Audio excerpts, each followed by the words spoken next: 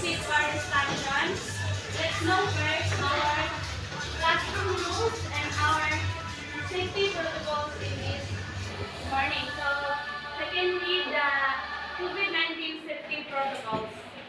Anyone? Yes, please. Always wear your face mask.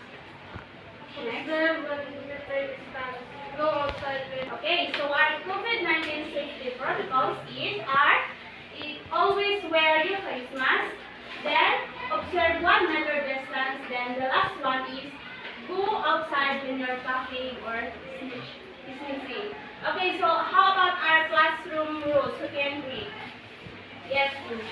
Please you have coordination Louder and respect and listen when others are talking. Do your best. Give your good teacher happy. okay, those are our classroom rules. First one is raise your hand for a permission to speak. Second, respect and listen when others are talking. Is you need to keep your dear teacher happy. Is that clear, class? Yes, ma'am. Okay, so before we proceed to our discussion, let's have some review. So, what are we discussed last week about the analogy, the simple past tense, and the past perfect tense. So now, who can give me the different types of analogy? Anyone who can recall the different types of analogy we discussed? Anyone?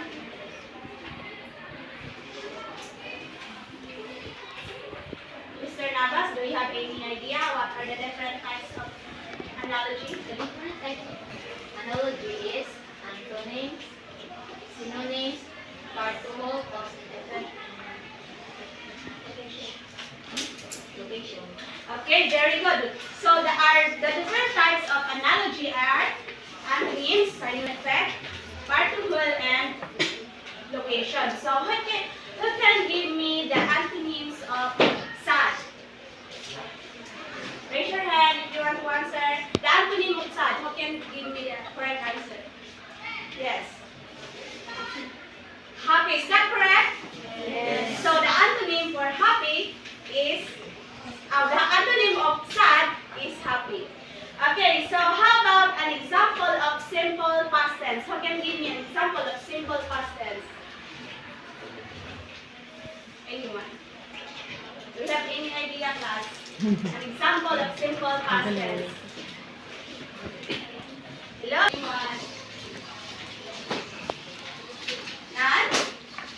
So an example of simple past tense is, like for example, play. Yes, so the past perfect tense of the word played is had played. So you remember that the formula in forming past perfect tense is you had to add the helping verb which is the had plus the past participle equal the past perfect tense had played. So I think you really understand our previous lessons. So now I have here an energizer. So this will help you energize your mind. Then again answer the first picture. So our direction is you all have to connect the pictures with the word in the clip, get it and paste it beside the picture. So because we are using the video, we will only paste it in the board. So again, try the first picture, this one. Yes. Get it and paste it.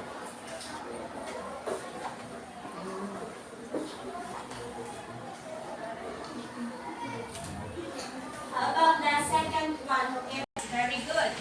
So next, the second picture is this one.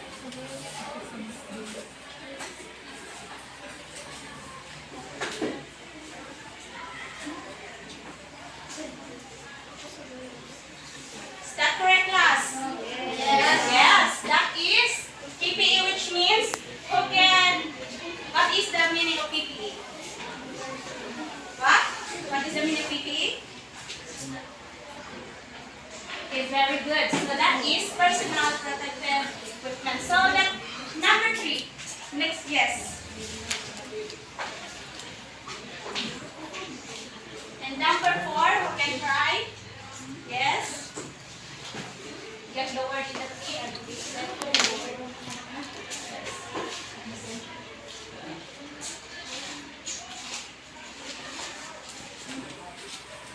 so is it correct that cough, that picture number 3? This one. Yes, very good. How about number 4? Is that correct? Number 5? Yes.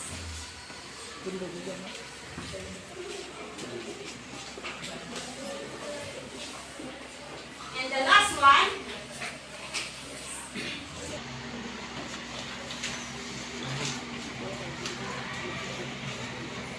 Okay, is that correct? That number 5, the picture is a virus? Virus?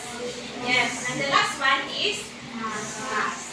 Okay. So that clean hands protect you from infection and viruses like COVID-19. So do you know that? Yes, Yes. So clean hands, when you always wash your hands, it will protect you from infection and viruses like COVID-19. So clean hands will make the virus away. Okay. So for you to further understand about the COVID-19 disease, I have another activity. So I will show you a video about COVID-19 disease. Then after that, I will group you into 5. Then you will have to answer the questions. So I will group you in 5 first before we choose. Okay, so I will make this. So the group 1 here, after here, group 1 and group 2 and group 3. Group 4 there and group 5. Okay.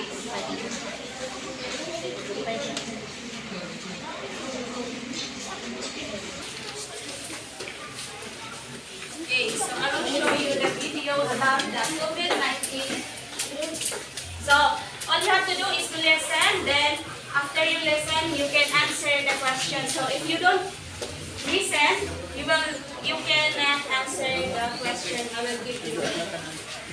In December 2019, there was a cluster of pneumonia cases in the city of Wuhan in China. COVID-19. COVID-19 spread within China and to the rest of the world. On 30 January 2020, the World Health Organization declared the outbreak a public health emergency of international concern. In this video, we'll take a quick look at what is currently known about COVID-19. Keep in mind that this is a new disease, and what's known is rapidly evolving and might change in the future. So what is a coronavirus? Coronaviruses are a large group of viruses. They consist of a core of genetic material surrounded by a lipid envelope with protein spikes. This gives it the appearance of a crown.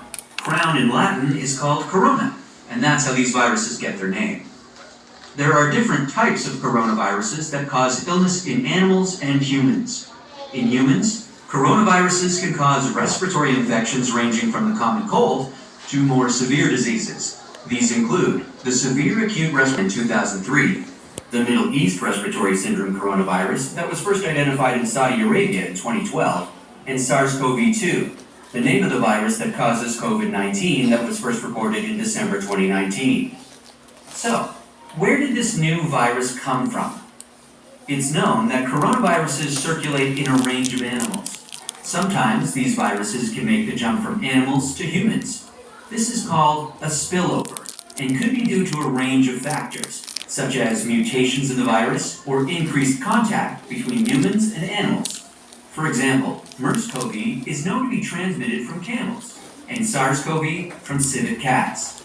The animal reservoir of the new coronavirus is not known yet. How does the disease spread?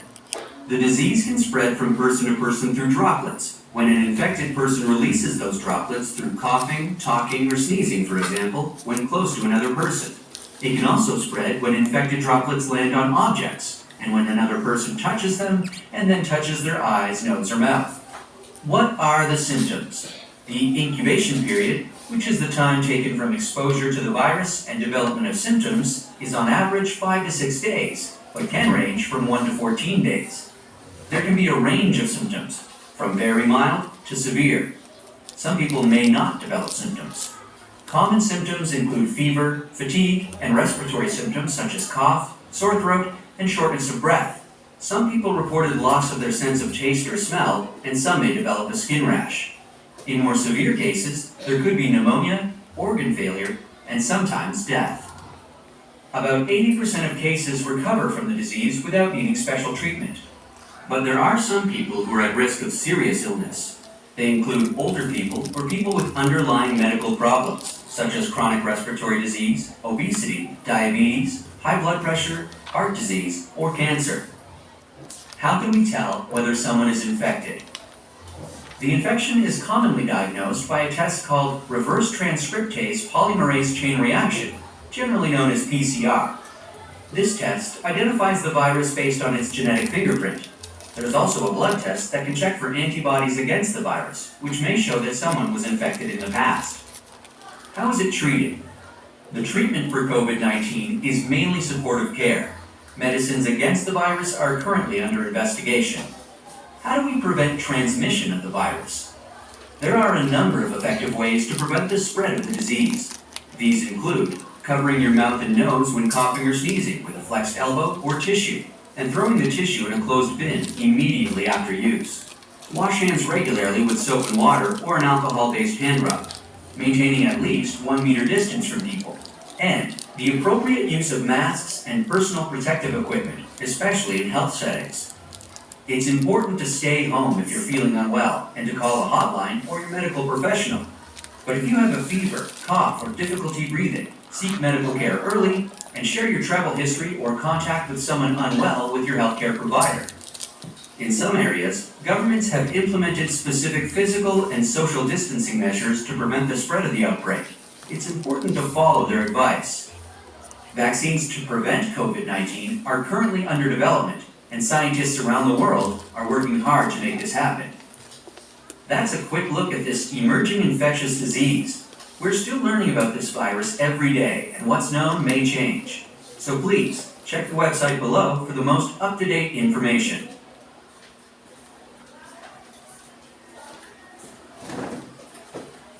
Okay, so that is the video about COVID-19 pandemic. So I have here the activity. So all you have to do is the first group who can answer the first question will have 1 point. So pay attention to the question. If you listen to the video, you can answer the first question. Okay, please form a circle. Yes, ma'am. Is group 1 ready? Yes, How about group 5? Yes, Are you ready, group 5? Yes, ma'am. Okay, how about group 3? Yes, ma'am. Did you take your breakfast, group 3? Okay, so eyes here. Okay, here is our first question. So remember, the first group who can give me the answer, you only raise your Manila paper so that I can see your answer and I will correct it. Okay, are you ready? Yes, ma'am. Okay, 1, 2, 3, go. 1 minute. I will only give you 1 minute to give me the answer. Okay.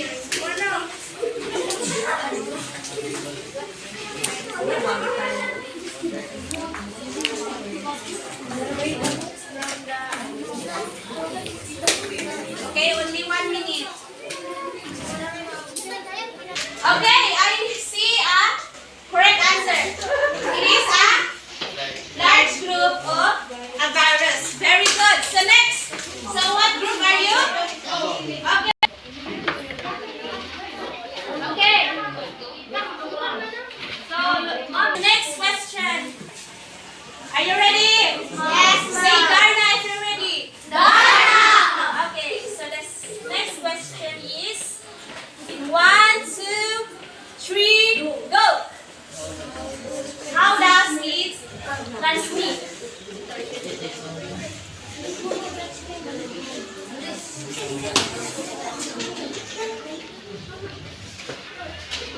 You can raise your Manila paper and you answer.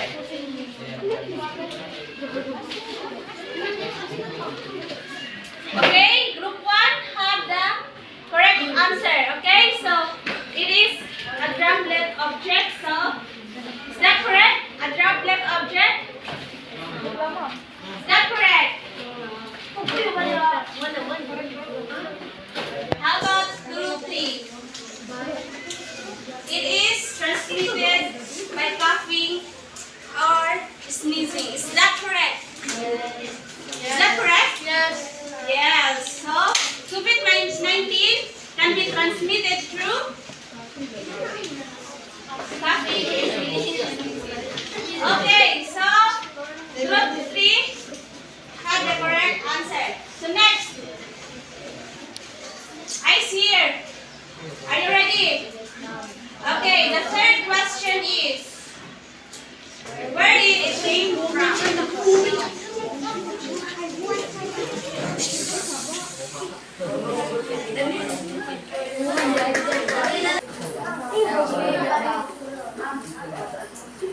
Are you sure that it is from Wuhan, China? No. So the correct answer is from group 4. It is made from animal. Okay.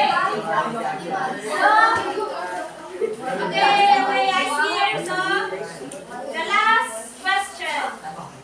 Okay. Everybody eyes on the screen. 1, 2, 3, and how do we prevent its transmission?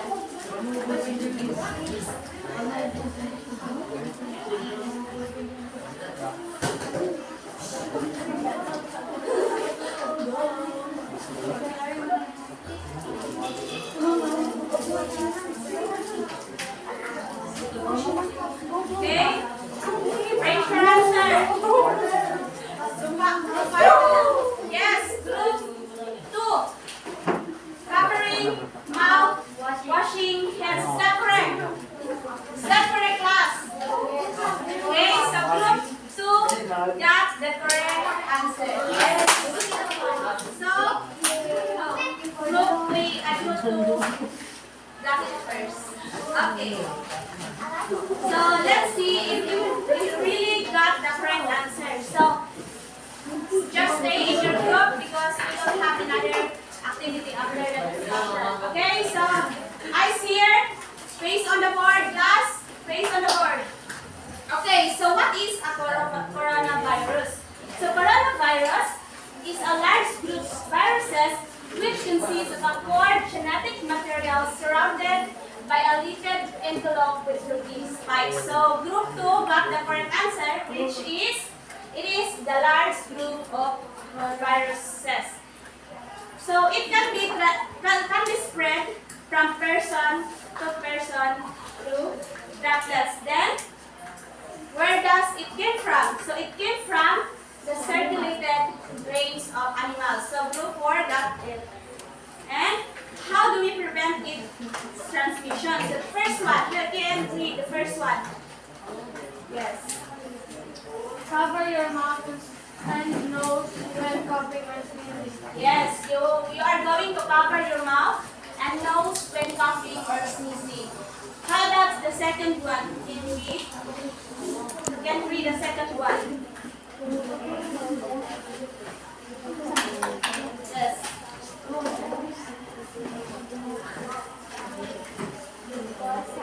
Voice on the board.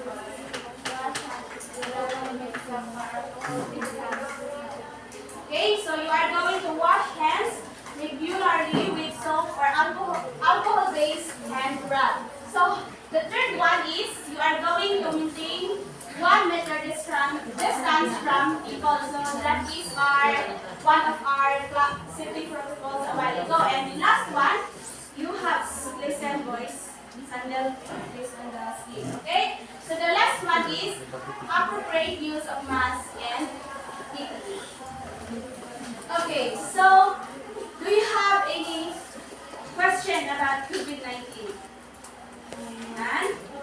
Okay, so how did you answer the a while ago. So, text nga dibasihan. So, kinsa ninyo pag-answer?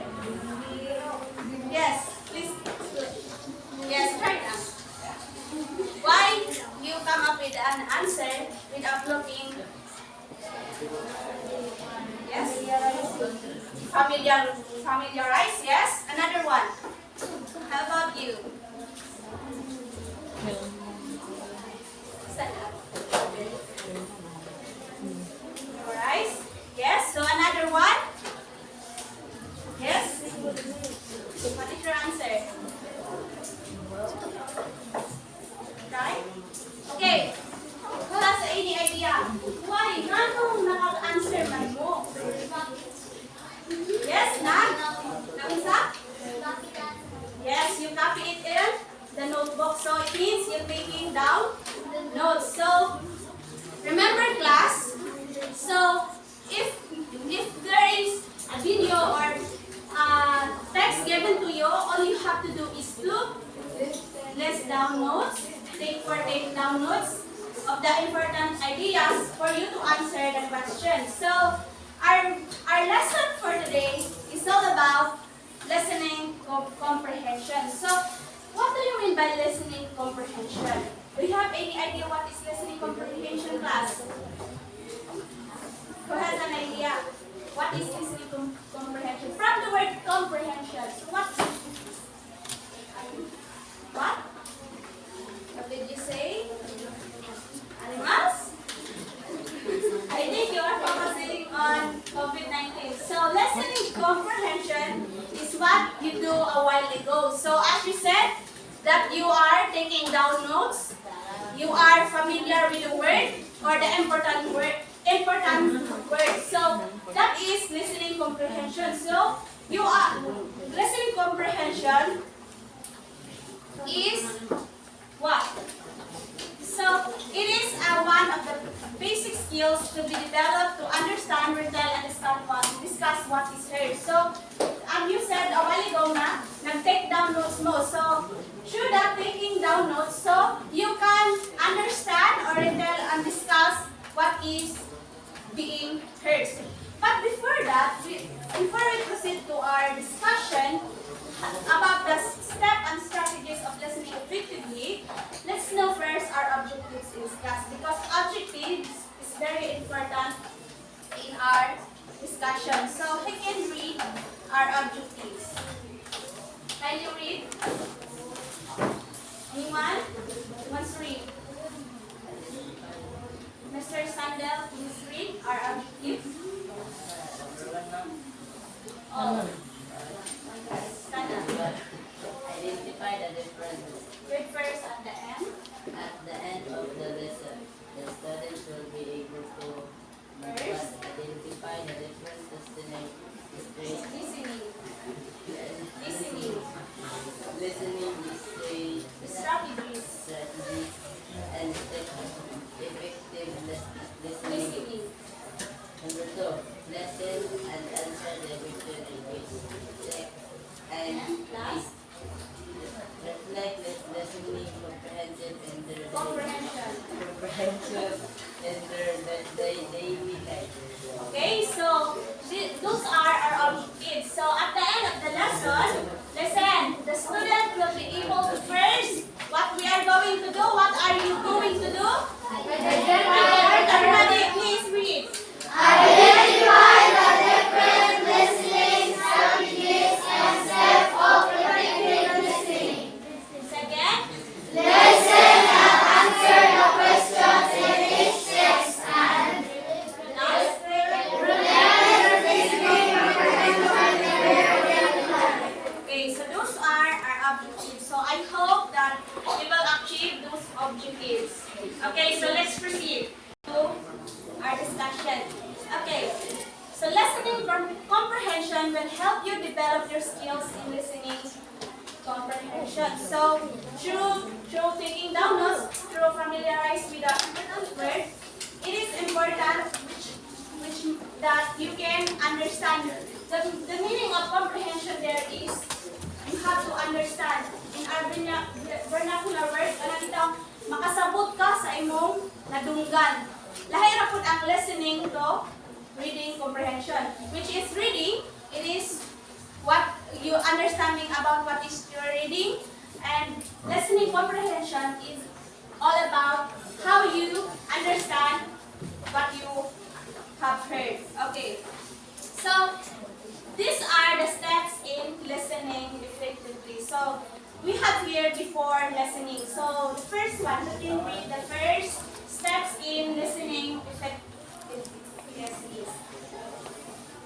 Steps in listening effectively. Connect. Connect. Think what you already know about the topic. Okay, thank you, Miss. What is your family name? Dagoy. Last one? Dagoy. Huh? Dagoy. Dagoy. Okay, so thank you, Miss Dagoy. So the first one is stop talking, boys. Look at the screen.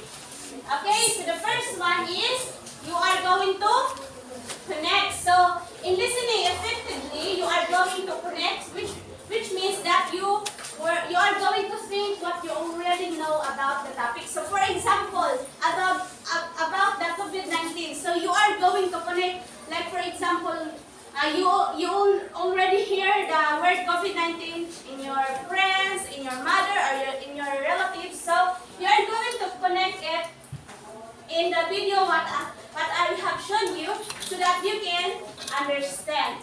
So the second one is you are going to predict. So predict, make guesses what you will learn as you listen. So guessing helps the brain to focus. So in predict, you are going to guess. So unsa man pasabot sa guess? Class. What is the meaning of guess? You are guessing a word. You are guessing yes?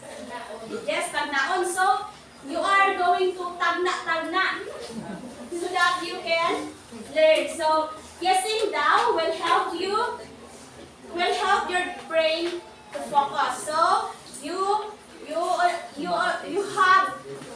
you should have the listening effectively, which is predict, for you to focus. Okay? So the third one is talk about the new words. So what do you mean by talk about the new words? So kinsa may nakasabot, what is talk about the new words? Do you have any idea?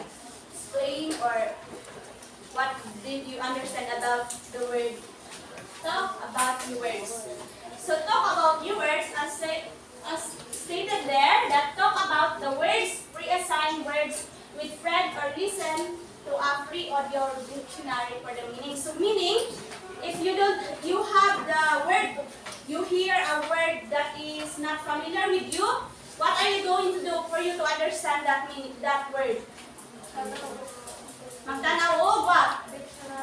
Dictionary. So for you to understand a word or unfamiliar word, you are going to look for it in dictionary, or else you can ask your teacher what is the meaning of that, or your friends or your seatmates. Okay, so how about the steps during listening? So the first one is listen for answer.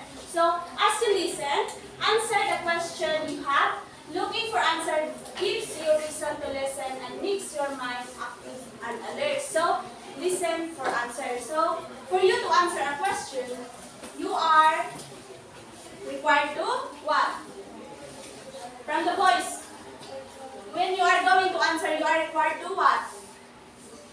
Listen. Very good. So you are required to listen. So if you don't listen, so if I will ask you a question, if you don't have to listen, you will not answer. Is that correct? Yes, Am ma'am. I correct? Yes, ma'am. Yeah, so you need to listen. So the second one, please read. Anyone from the class who wants to read? How about the boy? You. What is your family name? What? Sige, Langas. Mr. Langas. Number 5. Take notes, write notes that help you remember ideas. Use handwriting and imaginative ways to use. Okay, thank you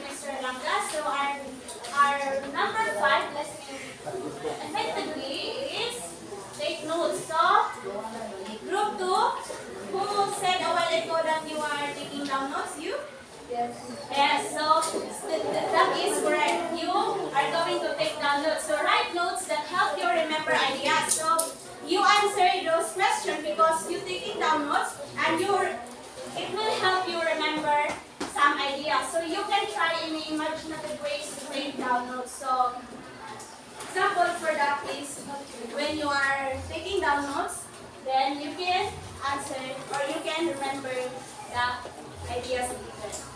So next is re-lesson. So when ideas are hard, you found it boring, you are just to re-listen it. So when you see that when you hear a text or when someone reads you a text, when you didn't understand it in the first place, so you only have to do is to re-listen for you to understand it. Listening. So we have here the response.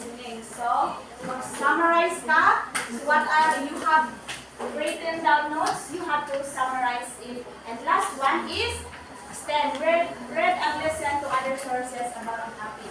So the sample video that I have shown to you, it has many sources. So for you to understand more about COVID-19, you have to extend, which is you have to read and listen to another sources. So let's proceed to strategies for the effective listening. What are the strategies in effective listening? Please, who can read that? Strategies, yes. Please. Strategies for effective listening. Be attentive. Shut off your smartphone, close your door, and move away from the computer screen. Okay, thank you, Miss Dagoy. Okay, so the first one is be attentive. So dili ka maka-answer sa question kung wala ka naminaw or if you don't have to pay attention. So it is very important for us when we are listening. Everybody, I see it. So it is very important when we are listening, we should be attentive. So we should pay attention to someone which is talking or reading a text. Okay, the second one is you are going to ask a question. So ask questions, it will show your desire to understand by asking questions. Okay, so ask question. So the person who is what do you call this one? Curious kaayo. The person who is very curious will really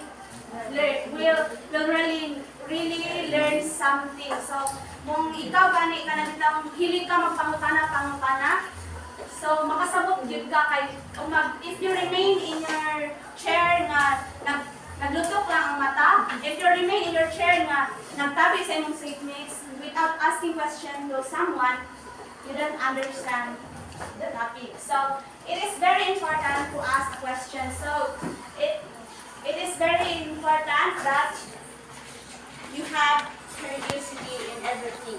Okay, so the third one is use body language. So this is very meaningful or this is very important. So use body language. Face to face, you can convey you are listening by nodding. What do you mean by nodding? Yes, anak. So, saan ang galing na sa atong vernacular ng anak? Yes. Oh, mag-yango-ngo or mag-yango-yango. So, what that is nodding. So, a person gali it when she or he is nodding, what pasabot, nakasabot na siya sa dibasa or sa istorya. If you are smiling daw, it means you understand. So, when smiling, you are smiling but you are thinking of your class, it is not included in the strategy. So that's not mean na nag-smile ka because naghunahuna ka sa imong crush. It that mean na nakasabot ka. So nagkuhan ka na nag-degree. Okay, so first nodding, smiling, and then the important one, when someone is talking at your front, you all you have to do is to maintain eye contact. So, mag-eye contact ka sa nagstorya nimo. Okay, did you experience na there is someone talking to you but you are looking anywhere. So makatungog ba ka, or did you hear what she is talking to you if you are looking anywhere? Like for example, you are looking of the dancers in the gym. So makasabot ba ka sa discussion sa iyong teacher? Hindi. So it is important to have a eye contact to the one who is talking. So number 4, empathize. So you seek first to understand than to be understood. So set aside filters and just listen. So set aside anything na imong gihuna-huna. But if you want to learn, if you want to understand the topic, you are going to what? Empathize. You are going to listen. Then the last one is ibalik-balik na sa step. Taking down notes. Not only you will remember the ideas, but you also you have also a permanent record. So boys, what did I say? If we have to take down notes, what is the importance of taking down notes? Yes, and Mr. Sandals, what is the importance of taking down notes? Para makabalo, yes. Para na reference after the discussion, you have to review your notes. So, ma-familiarize niyo ang lesson. Okay. Okay, so I think we don't have enough time, so we will continue the discussion, or we will have a activity next meeting. So because we don't have time. Okay, so do you have question about our discussion class? Yes, I hear there's someone saying yes. So do you have question about COVID-19 disease? Everyone? Yes. How about the steps and strategies? Yes. Okay, how about the steps and strategies in listening effectively? Do you have any question? How about listening comprehension? Nakasabot, class? Yes, ma'am. Are you sure? Yes, ma'am. Are you sure na ma-perfect ang application na to next meeting? Really sure why? Okay, so study your lesson because next meeting we will have another group activity. Okay? So that's our full today, class. Goodbye, class. Goodbye, Mr. Thank you for teaching us. You can take your seat. Please. Grade 7. Now this one is a reminder. If somebody will teach here in front, you may listen. Is that clear, grade 7? Yes, ma'am.